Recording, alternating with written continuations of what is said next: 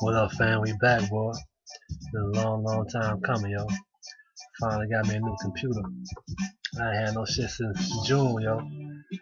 Big up to my cousin James. Took the computer back home with him. And I got a computer, man. I'm excited to be back. I know you probably can't tell because I'm tired, yo. I've been going through meetings all day from noon to goddamn it 2 a.m. You know what I mean? That's 14 hours of sitting down chopping it up with brothers and sisters, yo.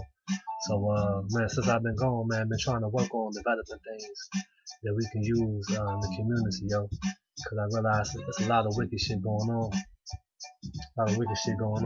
Like my little dread right here. A lot of wicked shit going on right here, man. And I want to see how we as a people can address the ills that we got going on in the community. Uh, like you see amongst our people. I'm looking at Chicago in particular, and all major cities, but I'm gonna deal with the one I'm from, where I live at, where I buy that, and where I got a little bit of experience at, and that's Chicago. Now in Chicago, man, we got at least a good 10,000 conscious people in Chicago, at least, you know what I'm saying? But you look at the Chicago landscape, you will see that we ain't got a whole lot of shit to show for it, you know what I'm saying? We may have a couple restaurants, a couple poetry sets, you know what I'm saying? A handful of businesses, but we don't see any real structure, you know what I'm saying? No real fundamental change in the lives of our people based upon our consciousness. So what I'm saying is, whether the conscious, either the conscious community is on total bullshit, or we're just misguided in the things that we're looking the things that we're looking at are not what we need to be really focused on. So what I'm talking about particularly is we got a lot of brothers and sisters who will go and study about ancient Kemet. We'll study about ancient African history. We'll study about white supremacy and all this type of thing like that. Slavery and all this type of things, which are all credible. You know what I'm saying? All are important things to study. Like I will show you at my room. I got like hella books. That's what I do. I read a lot. I study a lot. I got a lot of DVDs. You know what I'm saying? Documentaries and lectures from a lot of our scholars and our warriors. But I'm realizing after watching all these tapes, you know what I'm saying? If it's not really pushing you to organize yourself or do plain practical things, it's all for naught. It's just an ego booster. Something's gonna make you feel good. And that's not what we're here for, you know what I'm saying? I don't think that's what we're here for. I think the consciousness that we have is supposed to be used to uplift our people, uplift our planet. So what I'm encouraging, what I'm offering, is that whenever we go to a lecture, go to a meeting or anything like that, that we make sure that we ask questions. And the questions that we ask are not philosophical questions, not be rhetorical questions, but be questions like, what's the plan? What's the concrete plan? What assignments do you have to give us to go forward with this movement? Because that's what we go in. We go to these meetings, we hear this information, we hear this a lot of rhetoric, but the rhetoric don't produce results. We need results in the field, bro. We need real results out here in the world.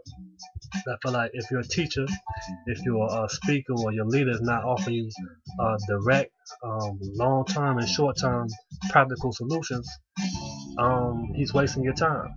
In reality, you know what I'm saying? Like, we don't really necessarily live solely in the world of ideas. We live in the world of flesh and material realities. So we have to get to a point where we start making tangible, practical, tangible realities manifest for ourselves. But the problem that you see is a lot of people, for some reason, ain't on that.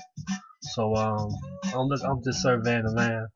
A lot of things on my mind, but just surveying the land, I feel like one thing that we can do as black people, as a conscious community as a whole, is make sure that every black child has something to eat.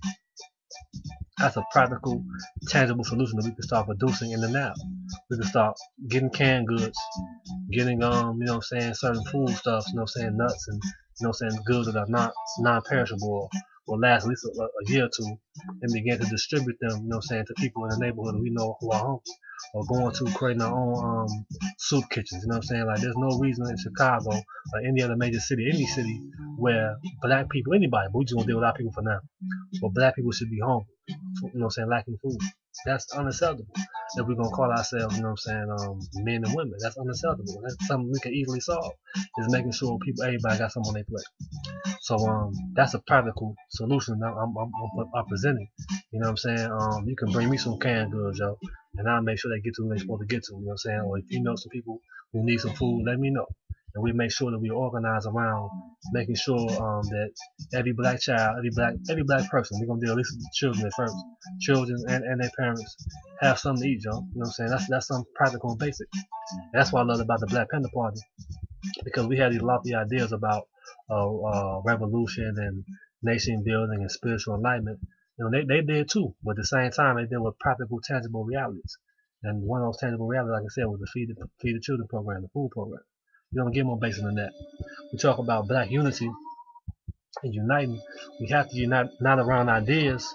We must unite around programs, practical programs for the people. You know what I'm saying? So you ain't gotta be a black Nancy, you ain't gotta read Chancellor Williams and know about chakras to offer me some cream of corn and some ravioli and some spaghettios to distribute to people in the community, or some goddamn cashews. You know what I'm saying? Like that's something basic and practical we can do. Another thing I was doing this summer, which I appreciate those who donate to what we were doing. I had an event for Black August, and then I ain't had it. The people had it. The people had an event for Black August, and we decided that we were going to donate books to prisoners. You know what I'm saying? I mean, that's something practical we can do. So what I'm saying is, whenever we do something in the community, theoretically or verbally, we must also continue it, counter it, or not counter it, but mirror it with some type of practical, tangible thing.